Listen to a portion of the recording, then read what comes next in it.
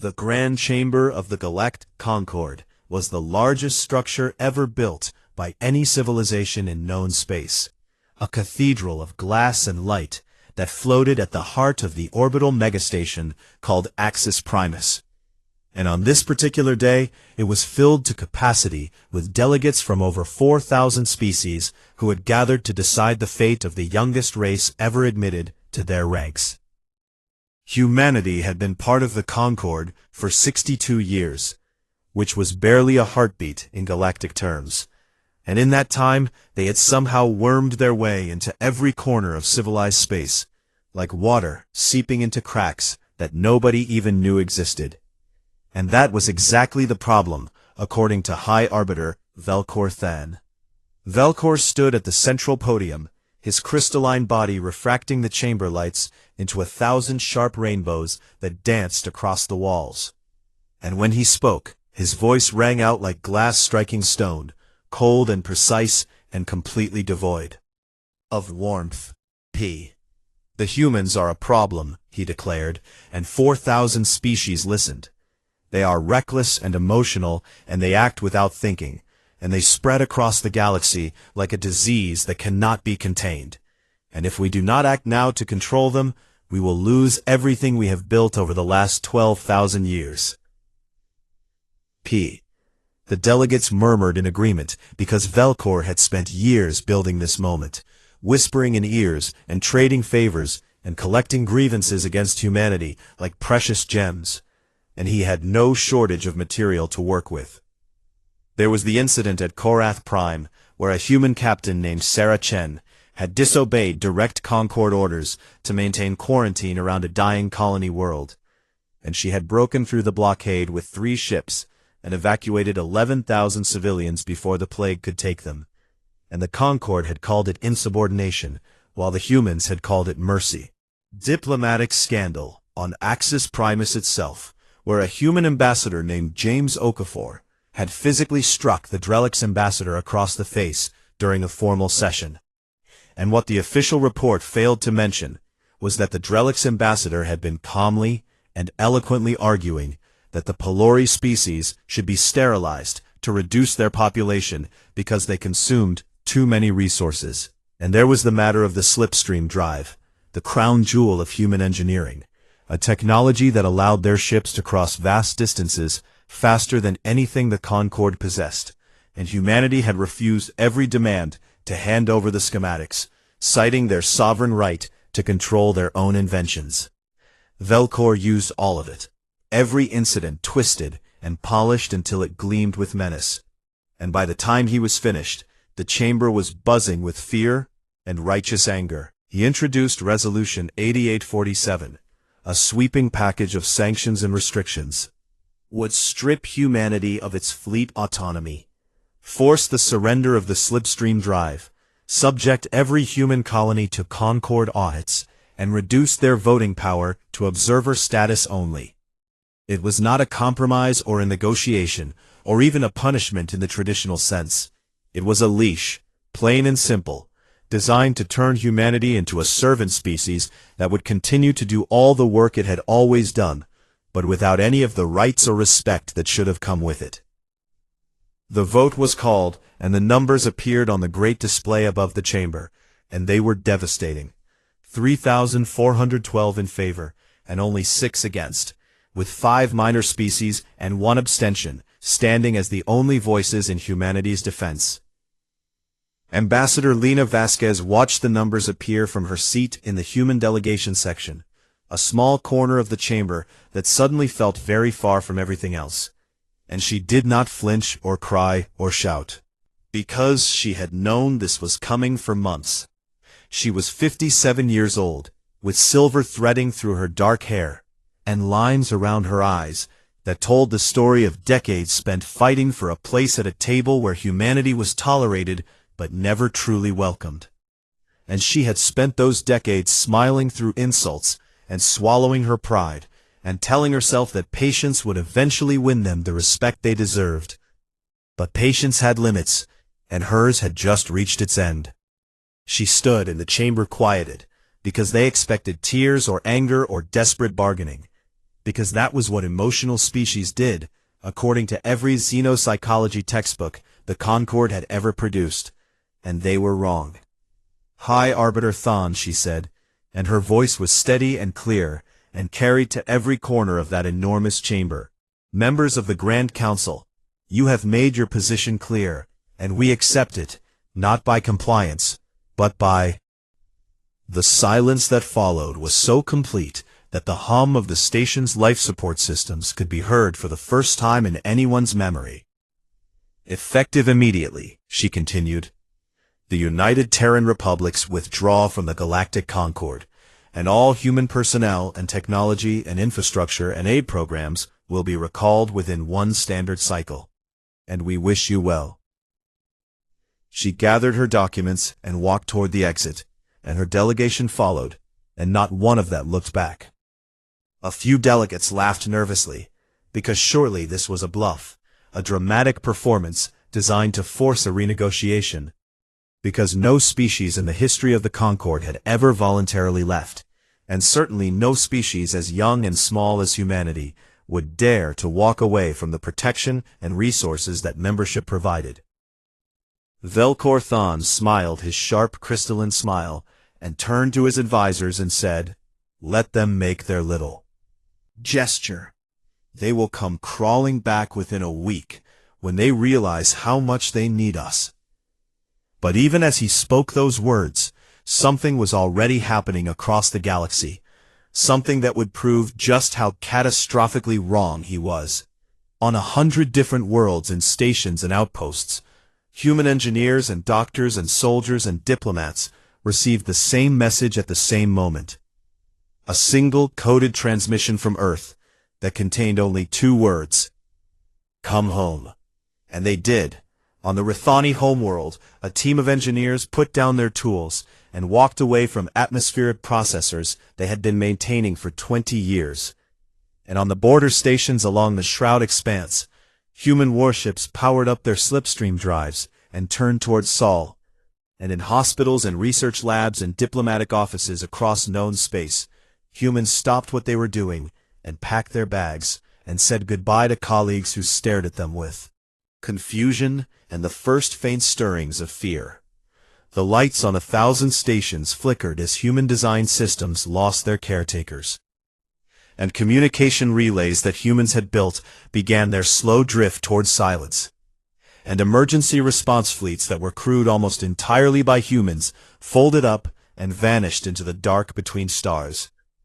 The galaxy had taken a vote, and the galaxy had spoken, and now the galaxy was about to learn the true cost of what it had done. But that lesson would not come all at once. It would come slowly, system by system, world by world, like a tide pulling back from the shore, to reveal all the broken and jagged things that had been hidden beneath the water. And by the time the Concord understood what it had lost, the humans would be long gone, and the silence they left behind would be deafening. The first week was quiet, in the way that a forest is quiet after a fire has swept through it. Not peaceful, but empty. And across the galaxy, species that had lived alongside humans for decades woke up each morning to discover that something else had stopped working. On the Rithani homeworld, a colony administrator named Drethka stood inside Dome 7 and watched the atmospheric readings on his console slowly tick downward, and he did not understand what he was seeing because the atmospheric processors had always worked. They had worked every single day for as long as anyone could remember, and it had never occurred to him to wonder why. The answer was that a team of 12 human engineers had been maintaining those processors around the clock for 23 years, replacing worn components and recalibrating filters and crawling through maintenance tunnels at 3 in the morning to fix problems before anyone even knew they existed, and they had never asked for recognition or payment beyond their modest Concord salaries, because that was simply what they did. Now they were gone, and the processors were failing, and Dome 7 held 40,000 Rithani civilians who needed to breathe. Drethka sent an emergency request to the Concord for engineering support, and received an automated reply informing him that his request had been logged and would be processed within the standard bureaucratic timeline of 8 months. And he stared at that message for a long time before he understood that 8 months was longer than his people could survive without functioning air. He was not the only one learning this lesson. Across the shroud expanse, the Drelix hegemony was celebrating what they called Liberation Day, a festival marking humanity's departure from the Concorde, and their newscasters spoke with great satisfaction about how the galaxy was finally free from the unpredictable and violent influence of the human species. Celebrations lasted exactly 12 days. On the 13th day, a Drelix merchant convoy carrying rare minerals from the outer colonies was attacked by Vorketh raiders. Fast and brutal ships, crewed by a species that had been lurking in the dark spaces of the expanse for centuries. And the convoy was destroyed completely with no survivors. This was followed by a second attack 3 days later, and a third 2 days after that, and suddenly the Drelix realized something that their pride had prevented them from seeing. The only reason the Vorketh had not been raiding their shipping lanes for the past 40 years was that human patrol fleets had been keeping them at bay, running constant patrols through the most dangerous corridors of space, and fighting skirmishes that never made the news because nobody cared what happened out on the borders as long as the trade goods kept flowing. The humans had been the wall between civilization and chaos, and now the wall was gone. Meanwhile, the Orinae, a gentle avian species known for their poetry and philosophy, faced a crisis that was quieter but no less devastating, because their entire interstellar communication network had been designed and installed and maintained by human engineers as part of a goodwill project 30 years earlier. And without regular maintenance, the relay stations began to drift out of alignment, one by one. First, the outer colonies lost contact, and then the mid-range worlds, and then the home world itself found that it could no longer speak to half its own civilization. And for a species that valued connection and communication above all things, this was not just an inconvenience, but an existential wound. On medical stations throughout Concorde space, doctors and healers from a dozen different species watched their supplies of critical medications dwindle and vanish, because human pharmaceutical engineers had been synthesizing compounds that no other species could produce, including the universal fungal blight cure that had saved 3 entire biospheres from extinction just 8 years earlier. The formula existed in Concorde databases, but the synthesis process required techniques and equipment that only human chemists understood, and every attempt to replicate it failed, and the blight began to creep back across worlds that had thought themselves saved. And then the earthquake came. A magnitude 9 tectonic event struck the northern continent of the Pelori homeworld without warning, collapsing cities and burying millions beneath rubble, and the Pelori sent out a desperate call for emergency assistance to the Concorde. In the old days, the response would have been swift, because the Concorde emergency fleet had been the finest disaster response force in galactic history, capable of reaching any world within hours and deploying thousands of trained rescue workers and medical teams with precision and compassion. Concorde emergency fleet had been 74% crewed by humans, and now it was a ghost of what it had been. A handful of ships with skeleton crews that took 6 days to reach the Pelori homeworld instead of 6 hours. And by the time they arrived, the death toll had climbed from thousands to millions. High Arbiter Velcor Thon held a press conference from his chambers on Axis Primus, and addressed the growing wave of crisis reports with the calm certainty of someone who had built his entire career on never admitting he was wrong. "These are temporary adjustments," he said, his crystalline form glittering under the lights as if nothing in the universe could touch him. "The Concorde has survived for 12,000 years, and it will not be brought low by the departure of one minor species. We are already implementing solutions, and stability will be restored shortly." Behind closed doors, the story was very different. His senior advisors gathered in his private chamber and presented him with projections that they had been working on for weeks. Charts and graphs and simulations that painted a picture so bleak that several of the advisors could not bring themselves to speak the numbers aloud. Trade routes would collapse within 6 months as the loss of human logistics coordinators and convoy escorts made interstellar commerce increasingly dangerous and unreliable.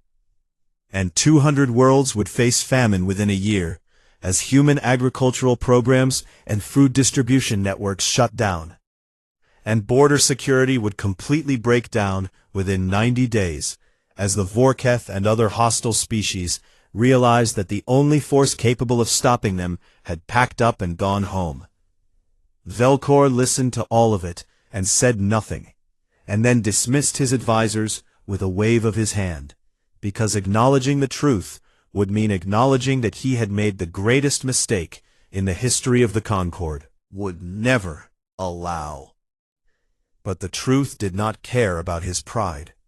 On a small green world at the edge of Concord space, the Felwi, a tiny insectoid species that had been one of the 6 votes against Resolution 8847, gathered their courage and did something that no other species had yet dared to do. They composed a message addressed directly to Earth, bypassing the Concord entirely, and the message was simple and honest in the way that only the very small and the very frightened can be. "We are sorry," it read. "We should have fought harder for you when it mattered, and we did not, and that failure belongs to us. Please come back. The galaxy is darker without you, and we are afraid of what is coming." They sent the message, and they waited. Days passed and then weeks, and the silence from Earth was absolute, not angry or cold, but simply empty, the way a room feels after someone you love has walked out the door, and you realize that no amount of calling after them will bring them back. The Felhui ambassador sat in her chamber and stared at the blank screen where a reply should have been, and understood for the first time that some mistakes cannot be fixed with words alone. That trust once broken does not heal simply because you finally noticed it was gone. And across the galaxy, the silence continued to spread, filling the spaces where human voices and human laughter and human stubbornness had once been. And it was the loudest silence anyone had ever heard. 6 months after humanity walked out of the grand chamber of the Galactic Concord, the galaxy expected to find them broken, scattered, diminished, a young species that had overplayed its hand and was now paying the price for its arrogance in the cold, dark of isolation. What the galaxy found instead terrified it. The United Terran Republics were not just surviving, they were thriving in ways that made the Concord look like a crumbling monument to its own past glory. And the reason was painfully simple. For 62 years, the Concord had kept humanity on a leash, capping their colonization rights and limiting their fleet sizes and banning entire fields of research under the excuse of galactic stability. And now the leash was gone. Admiral Cale Drennan stood on the bridge of the UTR Indomitable and watched through the viewport as construction drones swarmed around the skeletal frame of a new orbital fortress, the 7th in a chain of fortress colonies being built along what humans had named the Outer Reach, a vast stretch of unclaimed space that the Concord had declared too dangerous for settlement. The Concord had said it was too dangerous because the Concord had never been willing to do what was necessary to tame it. But humans had a very different relationship with danger than most species. They did not avoid it, or fear it, or pretend it did not exist. They walked straight into it, and made it their home. Drennan was a tall woman with close-cropped gray hair, and the kind of steady calm that came from 30 years of military service. And she had spent most of those years following Concord rules that she believed were designed to keep humanity small. And now she was free to build something worthy of her people. The fortress colonies were just the beginning. Deep in the research labs on Luna, Dr. Amara Osei and her team achieved something that would have changed the entire galaxy if it had been shared. A breakthrough in quantum lattice energy generation that could produce nearly limitless clean power from the fabric of space itself, eliminating the need for fuel harvesting and mining and all the wars and suffering that came with it. Amara had always planned to share her research with the Concord because she believed that science belonged to everyone, but that was before Resolution 8847 and before she watched the Grand Council vote to put chains on her species. And now she locked her findings behind Terran encryption and felt nothing but a quiet sadness about it. The slipstream drive that the Concord had demanded humanity surrender was not surrendered.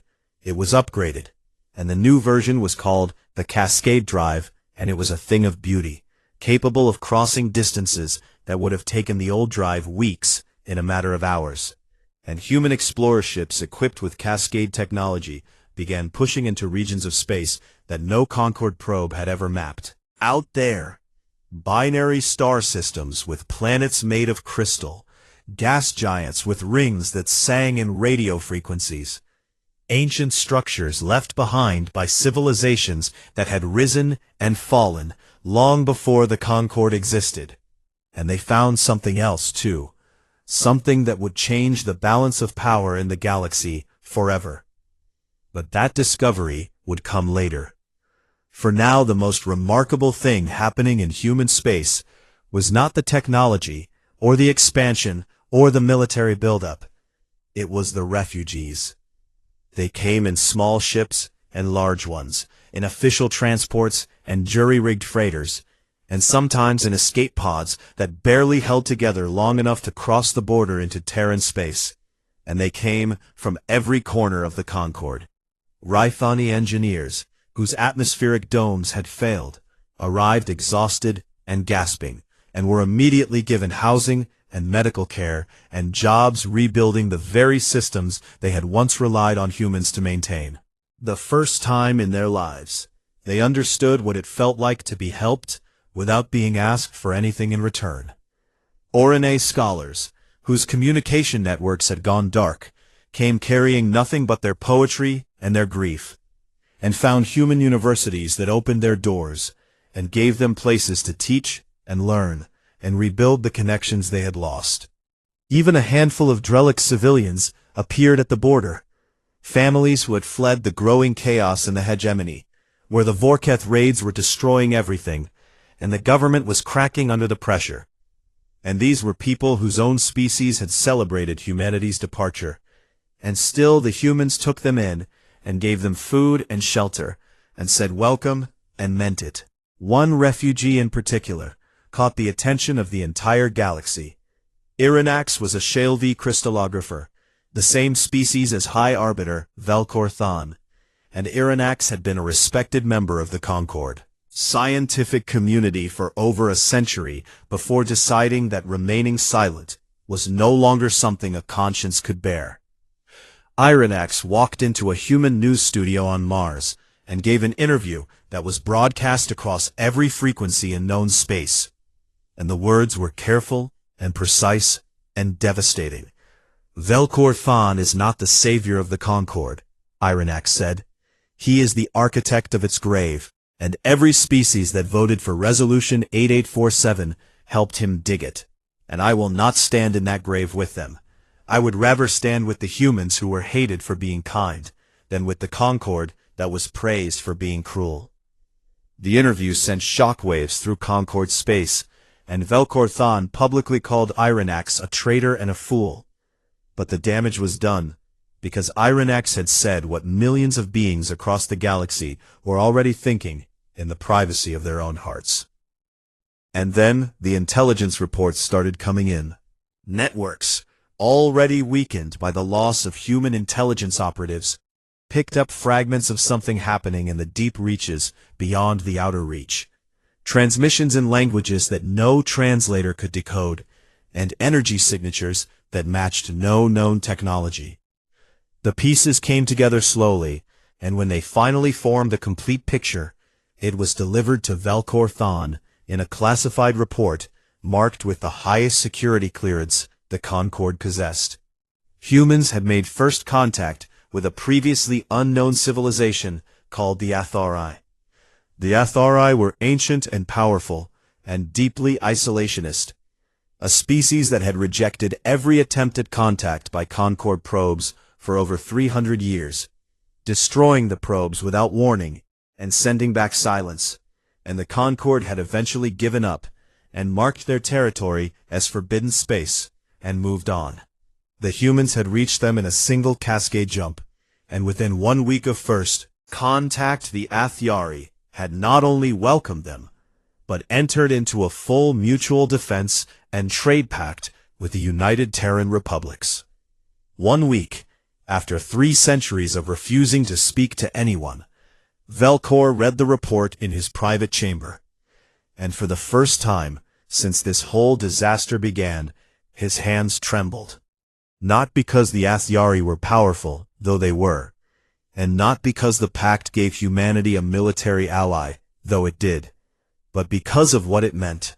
It meant that a civilization old enough and wise enough to judge the character of every species in the galaxy had looked at humanity and seen something worth trusting, and it had looked at the Concord and seen nothing worth answering. That was the moment Velcor should have understood that he had been wrong, that everything he had built his career on was a lie, that humanity was never the threat he had made them out to be. But pride is a cage that locks from the inside, and Velcor could not find the key. And so he closed the report and told himself that it did not matter, and went back to pretending that the Concord was fine. It was not fine. It was dying, and the humans were just getting started. 1 year after humanity's departure, the Galactic Concord was no longer pretending that everything was fine, because the cracks had become chasms, and the chasms had become graves, and there were too many graves now to ignore. The numbers told a story that no amount of political speeches could hide. 197 worlds were experiencing critical food or resource shortages directly caused by the collapse of human logistics networks, and 40 Concord systems along the Shroud Expanse had fallen to the Vorketh, who were no longer content to raid and run, but had begun conquering and occupying, planting their flags on worlds whose defenders had been gutted by the loss of human military support. The Concord fleet that remained was a shadow of what it had been, undermanned and poorly coordinated, and equipped with technology that had not been meaningfully upgraded in decades, because the humans had always been the ones pushing innovation forward. With the Vorketh ended the same way, with Concord ships burning in the void, and desperate distress calls that went unanswered, because there was no one left to answer them. Species began to leave. The Felwi were the first, the tiny insectoid people who had voted against Resolution 8847, and sent their unanswered apology to Earth, and they formally withdrew from the Concord, with a brief statement that said simply, "We will not remain in a house that has driven out its heart." The Orine followed within days, and then a cascade of dozens more species broke away over the following weeks, some quietly and some loudly, and some with bitter words that were broadcast across every channel for the galaxy to hear. Many of them did not simply leave the Concord. They turned toward the Terran Republics and petitioned for trade agreements and mutual protection pacts, and the humans accepted them one by one with the same quiet generosity that had always defined them, asking for nothing in return. Nothing but fairness in return. The Drelix hegemony did not leave the Concord because the Drelix hegemony was too busy tearing itself apart. The Vorketh raids had devastated their economy, and their military was overstretched, and their people were hungry and afraid. And in the midst of all that suffering, the faction that had celebrated humanity's departure, the faction that had thrown festivals and called it Liberation Day, found itself facing the rage of a population that had finally realized the truth. The overthrow was violent and ugly, and it happened in the space of a single night. And when it was over, the old government was gone, and the new leaders sent a message to every species in the galaxy that said, "We were fools, and our foolishness has cost us everything, and we beg the galaxy's forgiveness." They did not send a message to Earth, because they knew they did not yet deserve to. Back on Axis Primus, the Grand Chamber that had once held 4,000 delegations now echoed with empty seats, entire sections dark and abandoned, and the delegates who remained looked around at the gaps and saw the future of the Concord written in those empty chairs. Velcor Thon stood at his podium one final time and introduced Resolution 9001, a formal request for humanity to return to the Concord under what he called revised and equitable terms. And his voice was steady and confident as always, because Velcor had never learned the difference between confidence and delusion. The resolution was carefully worded and filled with diplomatic language that sounded generous on the surface, but was rotten underneath, because the terms still positioned humanity as a junior partner, still required the surrender of the Cascade Drive, still imposed oversight committees and colonial restrictions, and still refused to acknowledge that the Concord had done anything wrong. It was not an apology or an invitation. It was a trap, dressed in pretty words. And Velcor believed it would work, because he had spent his entire life believing that every other species was too stupid to see through his games. The resolution passed because the remaining delegates were desperate enough to try anything, and the message was transmitted to Earth on the highest priority channel. Ambassador Lena Vasquez received it 3 days later, while standing on the balcony of her home in Santiago, looking out over the Pacific Ocean, and she read every word of it twice, because she wanted to be absolutely certain she understood what the Concord was offering. She had given 30 years of her life to the Concord, 30 years of smiling through contempt and fighting for scraps of respect, and telling herself that tomorrow would be better. And she had watched the vote that ended it all with dry eyes, because she had already cried all the tears she had to give long before that day. She sat down at her desk and composed her reply, and it was 3 words. Long terms unacceptable, goodbye. She sent it and went back to watching the ocean and felt something she had not felt in a very long time, which was peace. But the story did not end there, because on Axis Primus, something was happening that Velcor Thon had not anticipated. A young Rithani delegate named Counselor Shovath had been watching the Concord die for 12 months and had decided that silence was no longer an option. And Shovath was not like the old guard, who had built their careers on politics and compromise and self-preservation. Shovath was young and angry and heartbroken, and absolutely unwilling to let the Concord collapse without at least trying to save it. Shovath organized a coalition of younger delegates from dozens of species, beings who had grown up alongside humans, and studied with humans, and served with humans, and knew from personal experience that everything Velcor Thon had said about them was a lie. They called for an emergency session of the Grand Council, and when Velcor tried to block it, Shovath invoked an ancient procedural rule that had not been used in 3,000 years, but was still technically valid. And Velcor could do nothing but watch, as the chamber filled with delegates who were no longer willing to follow him. Shovath took the podium, and looked out at the remaining delegates, and spoke in a voice that shook with emotion, but never wavered. We did not lose the humans because they were weak, Shovath said. We lost them because we were arrogant. And I need every one of you to hear that and understand it, because until we do, we cannot begin to fix what we have broken. The chamber was silent. We took every gift they gave us and called it obligation, Shovath continued. We took every sacrifice they made and called it recklessness. We took every act of kindness and called it manipulation. And when they stood before us asking only for respect, we handed them chains. Congratulated ourselves for being wise. Velcor's crystalline form flickered with agitation, but he did not speak, because for the first time in his career, the room was not listening to him. This body does not deserve their return, Shovath said. We have not earned it, and we may never earn it. but perhaps if we become something worthy, something honest and humble and brave enough to admit what we have done, then maybe someday they will choose to stand beside us again, not because we demanded it, but because we finally became the kind of allies who deserved them. The vote to remove Velkor Than from power was not close. It was overwhelming, a landslide of accumulated guilt and grief, and the desperate hope that it was not too late to change. Velkor stood motionless as the numbers appeared on the display above him, the same display that had once shown his greatest triumph, and he said nothing as he was escorted from the chamber, because there was nothing left to. Shoveth was elected interim arbiter by unanimous vote, and the first act of the new administration was to send a message to Earth that was unlike anything the Concord had ever produced.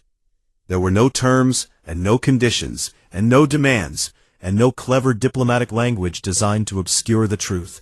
There was only an apology, raw and honest and complete, acknowledging every wrong and every insult and every failure without excuse or justification. And at the end of the apology, there was a single line that read, "Our doors are open and our hearts are humbled, and if you ever choose to speak with us again, we will be here, waiting for as long as it takes." Shoveth sent the message, and then sat down in the arbiter's chair that still felt too large, and stared at the empty seats in the grand chamber, and hoped with every fiber of Rithani being that somewhere out there, across the vast cold distance of space, the humans were listening. 18 months after humanity walked out of the grand chamber, the Vorketh launched their final offensive, and it was the largest military operation the galaxy had seen in 1,000 years. 600 warships, arranged in a battle formation, had stretched across an entire star system, moving with the slow and terrible certainty of a predator that knows its prey cannot run. Their target was Axis Primus itself, the beating heart of the Galactic Concord, and everyone in the galaxy understood what the fall of Axis Primus would mean. It would mean the end of 12,000 years of civilization, and the beginning of a dark age that might last forever. Interim Arbiter Shoveth stood in the command center of the megastation and watched the tactical display as 600 red markers crept closer and closer. And the Concord fleet that stood between those markers and everything worth saving numbered 163 ships, barely a quarter of the enemy force. Brave beings from dozens of species who knew they were going to die but refused to run. Shoveth had sent calls for help to every corner of the galaxy and received silence in return, because there was no help left to send. The Concord's allies were gone, or broken, or too far away, and the only sound in the command center was the quiet hum of machines and the breathing of people who were trying very hard to be brave. "All ships to the defensive line," Shoveth ordered, and the Rithani's voice did not waver, even though everything inside was screaming, "We hold as long as we can, and we do not retreat. If the Concord falls today, then let it fall fighting." The Vorketh Armada dropped out of hyperspace at the edge of the system, and the sheer mass of them blotted out the stars like a wound in the sky. And for a long, terrible moment, nothing moved and nothing spoke, and the universe held its breath. Then the scanners screamed. Not from the direction of the Vorketh. Behind, from the vast empty space on the far side of the system, where there should have been nothing but darkness. And the sensor officers stared at their displays in disbelief as new signatures appeared, one after another, blooming across the tactical map like flowers, opening in fast motion. 412 ships emerged from Cascade Space in perfect formation, sleek and fast, and radiating energy signatures that no Concord database could identify. And they were beautiful, in the way that a storm is beautiful, all power and purpose and the promise of violence held in check by something greater than rage. They were human, and they were not alone. Flanking the human fleet on both sides were 90 vessels of a design that no one in the Concord had ever seen before, angular and shimmering with a light that seemed to come from inside the hull itself, enormous dreadnoughts that dwarfed even the largest Concord battleships. Coming off them were so far beyond anything in the known technological scale that the censor officers simply stopped trying to classify them. The Athari had come. The communication channels exploded with chatter from every Concorde ship, as crews who had been preparing to die suddenly found themselves staring at the most powerful fleet ever assembled in galactic history. And in the command center, Shoveth gripped the edge of the console so hard that the metal creaked, and felt something that had been missing from the Concorde for 18 months. Hope. A voice cut across every open channel in the system, calm and steady, and carrying the absolute authority of someone who had come a very long way to be here, and intended to make every moment count. "This is Admiral Cale Drennan of the Terran 1st Expeditionary Fleet," the voice said. "We are not here as members of the Galactic Concorde because we are not members of the Galactic Concorde. We are here because people are in danger, and that has always been enough for us." A pause, and then the voice hardened into something that was not anger, but was far more dangerous: certainty. "Vorketh Armada, you have one chance to withdraw from this system. You will not receive another." The Vorketh commander responded with the only language the Vorketh respected: weapons fire. A volley of plasma torpedoes launched at the lead human ships in defiance and contempt. It was the last mistake the Vorketh ever made. Admiral Drennan gave a single order, and the human fleet moved, and it was like watching water become a hurricane. 400 ships flowing through space with a coordination that seemed almost organic, weaving through the Vorketh formation at speeds that Concorde tacticians could not even model, let alone match. The cascade drives did not just make the human ships fast, they made them unpredictable, allowing micro-jumps that let a ship disappear from one position and reappear behind an enemy before the enemy's targeting systems could react. And the Vorketh found themselves fighting ghosts that struck from every direction at once. The Athari dreadnoughts engaged with weapons that defied understanding, beams of shimmering light that did not destroy Vorketh ships, but simply turned them off, shutting down every system from engines to life support to weapons in a single pulse, leaving the crews alive but helpless and drifting in the dark. The battle lasted 4 hours, and it was devastating and one-sided in a way that the Vorketh had never experienced from the other end. And when it was over, 370 Vorketh ships were disabled or destroyed, and the rest were fleeing into hyperspace, trailing smoke and fear behind them. The Concorde fleet had lost 11 ships. The humans had lost 4. The Athari had lost none. In the silence that followed the battle, Shoveth stood in the command center, surrounded by officers who were weeping openly and stared at the tactical display where the red markers were gone and the blue markers of the human fleet hung in space like guardian stars. And for the first time in 18 months, the weight on Shoveth's shoulders felt light enough to bear. The meeting between Shoveth and Ambassador Vasquez took place aboard Axis Primus in a small room with no cameras and no recording devices, just 2 people sitting across a table with the weight of history between them. Shoveth spoke first and said, "Thank you for coming back." Vasquez looked at the Rathani with eyes that carried 60 years of experience and 18 months of exile, and said, "We did not come back for the Concorde. We came back because people were going to die." "I know," Shoveth said, "and that is exactly why we need you." There was a long silence, and then Vasquez leaned forward and spoke carefully, because what she was about to say would reshape the galaxy. "The Concorde," she said. "The Concorde as it was cannot be what the galaxy needs going forward. It was built on hierarchy and control, and the idea that older species know better than younger ones, and that is a lie that almost killed everyone in this station today." Shoveth nodded, because this was not a surprise. It was the truth. "But we are willing to build something new," Vasquez continued. "A new alliance built on mutual respect and shared contribution. and the principle that no species is lesser for being young, or emotional, or stubbornly and irrationally compassionate.